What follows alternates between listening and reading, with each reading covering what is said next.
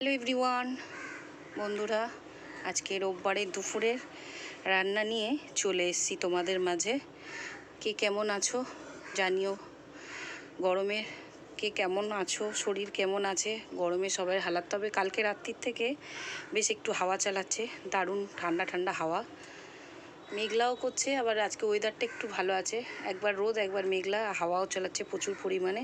তো চলো আজকে রোববারের দুপুরের রান্না নিয়ে চলে এলাম তোমাদের মাঝে।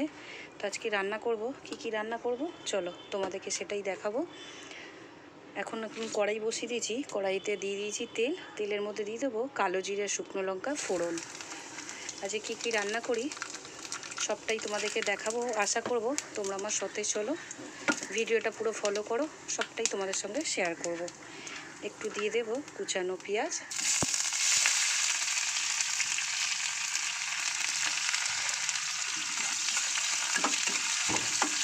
আজকে এইটা এখন আমি বসাচ্ছি চিচিঙ্গা ভাজা। তো চিচিঙ্গা ভাজাটা নর্মাল করব না, চিচিঙ্গা ভাজাটা আমি একটু করব চিংড়ি মাছ দিয়ে। আমি চিংড়ি মাছটা আজকে আলাদা ভাজবো না, এই ফোড়নের সঙ্গে ভেজে নেব।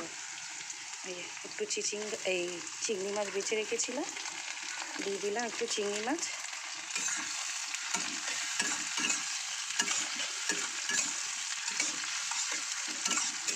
চিংড়ি মাছটা আমি আজকে আর আলাদা করে ভেজে তুলে রাখিনি, ফোড়নের সঙ্গেই ভেজে নিচ্ছি।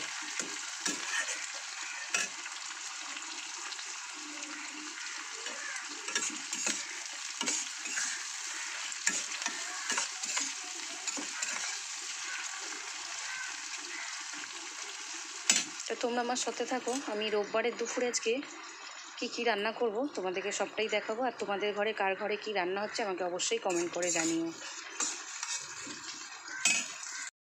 হালকা করে ভাজা হয়ে গেছে, এর মধ্যে পরিমাণ মতন এবার দিয়ে দেব হলুদ গুঁড়ো আর স্বাদ মতো নুন। আমি একেবারে পুরোটাই দিয়ে দিলাম, এর মধ্যে এবার চিচিঙ্গাগুলো দিয়ে দেব।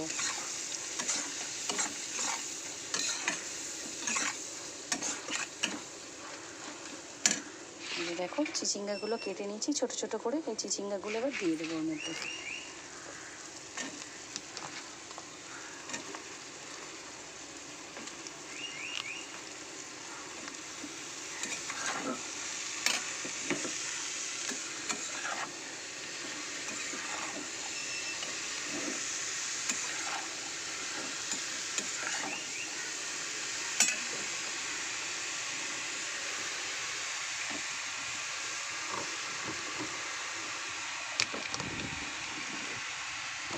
চিচিঙ্গাগুলো একটু ভালো করে আমি মশলাটার সঙ্গে মিলিয়ে নিয়ে তোমাদেরকে দেখাচ্ছি।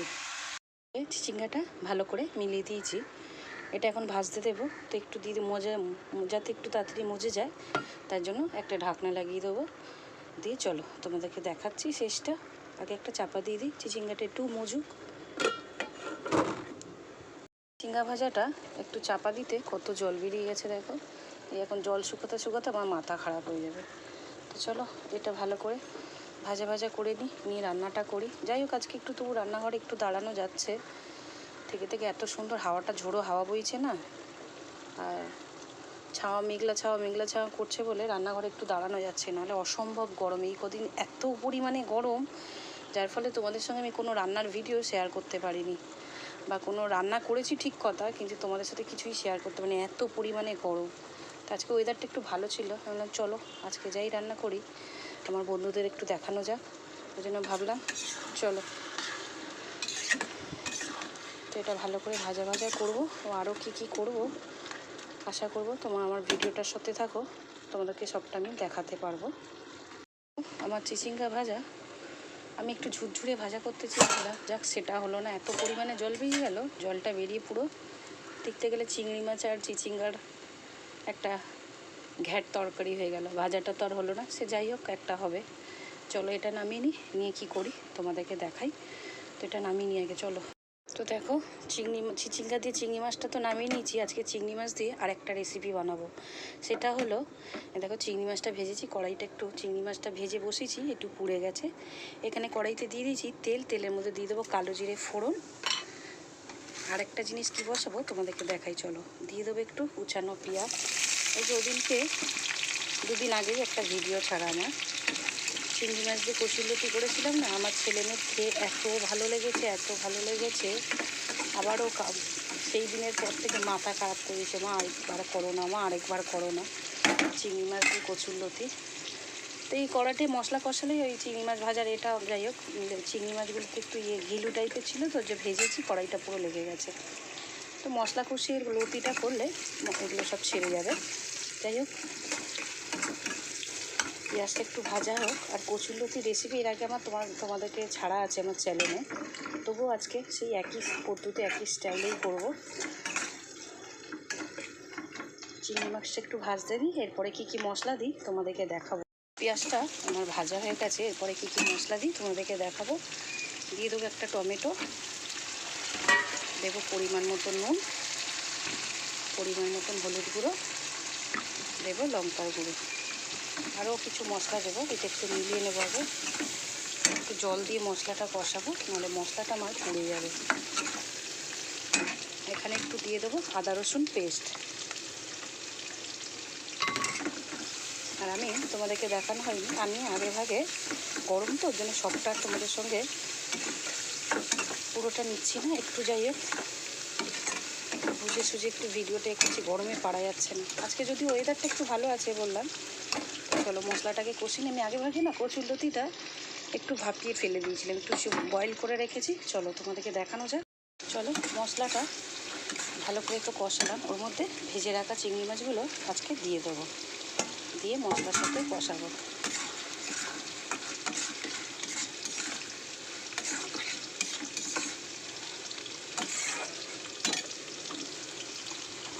এইভাবে কচুরলতি তরি তসবির করে করলে কেন ভালো হবে না বলো? আর এইসব জিনিস একটু এরম করে করলে বেশ খেতে ভালো লাগে। দেখবে অনেক বাচ্চারাই এইসব সবজি টবজি খেতে চায় না, তবে এইভাবে করে দিলে একবার মুখে টেস্ট লেগে গেলে, যেমন আমার মেয়েকে কচুরলতি কচুর শাক এগুলো খেতে চাইতো না, ওই দিন করলাম, খেয়ে বলছে মা আমারও একবার খো, আমার খুব ভালো লেগেছে খেতে। তো মশলাটা আমার কষানো হয়ে গেছে, আমি এই যে কচুরলতিগুলো দেখো একটু সিদ্ধ করে রেখেছিলাম, এগুলো এবারে দিয়ে দেবো। এইসব খাওয়া না গো, কচুরলতির উৎপত্তি না, এগুলো কাটতে বহুত টাইম লেগে যায়। কচুরলতি, মোচা, কচুর শাক, কচু জাতীয় এইসব জিনিস খেতে তো ভালো লাগে, তবে একটু খাটনির কাজ। যারা খেতে ভালোবাসে তারা খাটনিটাকে কিছু কিছু একটা তাদের মনে হয় না, তবে যে রান্না করবে তাকে ভালোবাসতে হবে, তবেই সেইগুলো ধৈর্য ধরে কেটে করে নিজেও খাবে ও সবাইকে ঘরের সবাইকে খাওয়াবে। তো চলো, এটা আর কিছু দেওয়ার নেই, কোনো মশলা আর কিছু করারও নেই, এটা শুধু জাস্ট আমার ভাজা ভাজা করতে হবে। পুরো ভাজা ভাজা হলে এটা নামিয়ে নেবো। তো চলো এটা আগে পুরো ভালো করে ভাজা ভাজা করি, করে এরপরে কি বসাই তোমাদেরকে দেখবো। আর তোমরা দেখতে চাইলে পুরো ভিডিওটা আমার সাথে থাকতে হবে, আমার ভিডিওটা পুরো ফলো করতে হবে, প্রথম থেকে শেষ অবধি সবটাই দেখবে, তবেই দেখবে। কিছু কিছু টাইম এরা মনে হয় ভিডিওটা অনেকে দেখতে দেখতে স্কিপ করে চলে যায়, তবে কিছু কিছু টাইম এরা মনে হয় আমি প্রথম দিকে এরাম তো শেষের দিকটা বোধহয় ভালো হবে না, কিন্তু দেখা যায় কিছু কিছু ভিডিওর ক্ষেত্রে যেভাবে রান্নার বসানো হয় বা যেভাবে ভিডিও এডিটিং করা হয়, কিছু কিছু দেখা যায় শেষের দিকেই ভালো কোনো একটা রেসিপি রয়ে গেল, বা আমাদের দেখতে একটা ভিডিওটা দেখতে আগ্রহ জাগালো। তো সেটাই বলছি, প্রথম থেকে শেষ অবধি পুরো ভিডিওটা দেখবে, তাহলেই বুঝতে পারবে ভালো মন্দটাই। সবটা একটুখানি দেখলে বিচার করা যায় না ভিডিওটা ভালো কি খারাপ। তো চলো এটা এখন ভাজা ভাজা করে নিই, নিয়ে পরে কি বসাই তোমাদেরকে দেখাচ্ছি। আমার কচুরলতি পুরো ভাজা ভাজা হয়ে গেছে চিংড়ি মাছ দিয়ে। চলো এবার নামিয়ে নিই কচুরলতিটা, নিয়ে এবারে চিকেনটা বসাবো। তো চলো কচুরলতি না নামিয়ে দিই। দেখো কি সুন্দর দেখতে হয়েছে বলো তো, যেরকম দেখতে কালারটা সেরকম খেতেও কিন্তু অসাধারণ। কেউ একবার এরকম করে ট্রাই করে খেয়ে দেখো কচুরলতি দিয়ে চিংড়ি মাছ। জানি অনেকে জানো অনেকে জানো না, যারা জানো না তাদেরকে বলবো একবার এই রান্নাটা করে বাড়িতে ট্রাই করো, দুর্দান্ত লাগে খেতে, অসাধারণ অসাধারণ। দিয়ে চিংড়ি মাছ তো নামিয়ে নিয়েছি, যাই হোক এবার চিকেনটা যেহেতু বসাবো, চিকেনের আলুটা কিন্তু আমি ভালো করে লাল লাল করে ভেজে নিয়েছি, আলুগুলো তুলে নেবো, নিয়ে এবার চিকেনটা বসাবো। তো চলো চিকেনটা আমি কীভাবে কী করি তোমাদেরকে দেখানো যায়। তো আলুগুলো আমি ভেজে নিয়েছি লাল লাল করে, আগে আলুগুলো আমি নামিয়ে নিই। বসাবো, কড়াই তেল দিয়ে দিয়েছি, তেলটা গরম হয়ে গেছে, দিয়ে দেবো গোটা গরম মশলা। আমি চিকেনে কিন্তু পেঁয়াজটা খুব একটা বেটে দিই না, পেঁয়াজটা কুচিয়েই দিই। অন্য কোনো কিছু ভাতে খাওয়ার থেকে অন্য কোনো রেসিপি করলে চিকেনের, তখন চিকেনটা বেটে ম্যারিনেট করে দিই। তবে আমি বেশিরভাগ চিকেন তরকারি করলে, ভাতের তরকারি করলে আমি চিকেনটা এই পেঁয়াজটা একটু কুচিয়েই দিই। তো পেঁয়াজটা কুচিয়ে তেলে মুজিয়ে মশলার সঙ্গে কষিয়ে দিলে পেঁয়াজ এমনিই গলে যায়। চলো এবার তেলের মধ্যে দিয়ে দেবো কুচানো পেঁয়াজগুলো।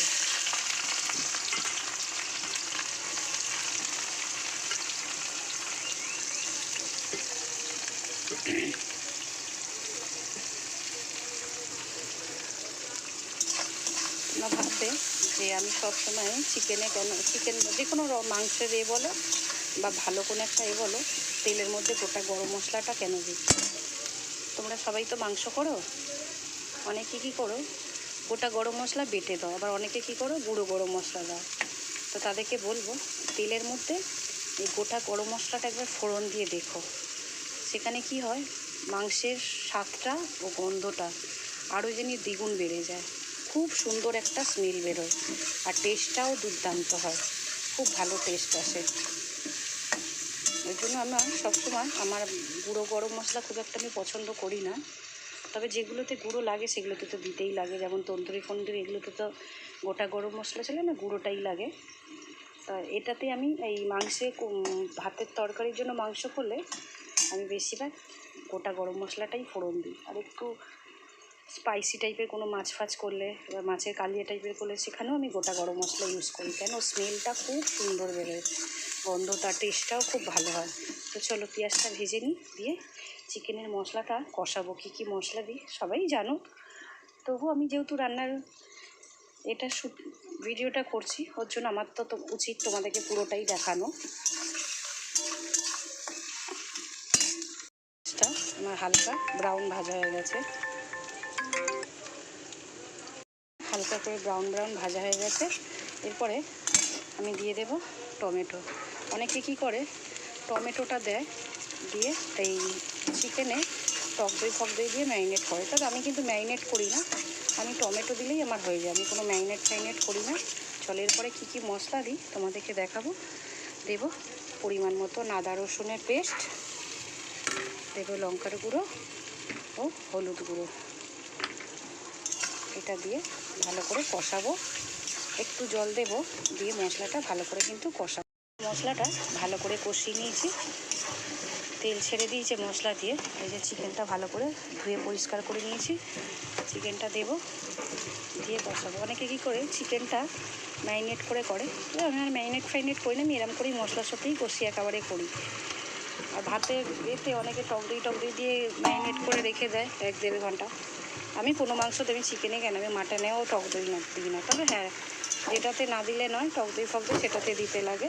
ভাতের তরকারিতে আমার মনে হয় না টমেটোটা দিলেই হয়ে যায়, টক দইটা দিতে লাগে না। এত হাওয়া দিচ্ছে না আমার রান্নাঘরে, একটা এলা তো হাওয়াতে একদম একবার এদিক আর একবার ওদিক করছে, অসম্ভব হাওয়া দিচ্ছে আজকে।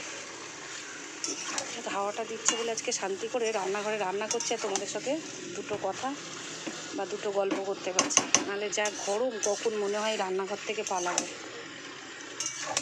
চলো মশলার সাথে এবারে চিকেনটা আস্তে আস্তে করে কষাবো। আমি তো জানো চিকেনে জল দিই না, আমি জল ছাড়াই চিকেন করি।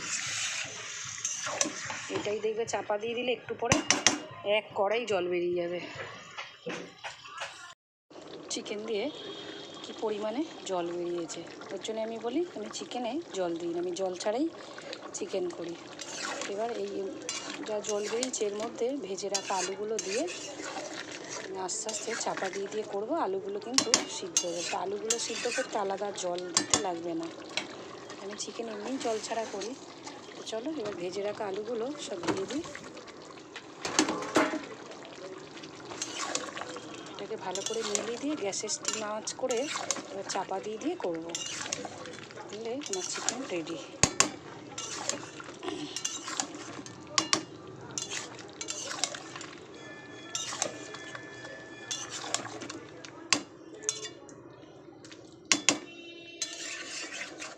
একটা চাপা দিয়ে দিই, দিয়ে গ্যাসের আঁচটা একটু স্টিম করে দেবো, আস্তে আস্তে এটা হতে থাক। বন্ধুরা আমার কিন্তু চিকেন হয়ে গেছে, আলু টালু সব সিদ্ধ হয়ে গেছে, এবার নামিয়ে নেবো। তাহলে আজকে তোমাদেরকে প্রথম থেকে শেষ অবধি কী কী রান্না করলাম সবটাই দেখিয়েছি আশা করি।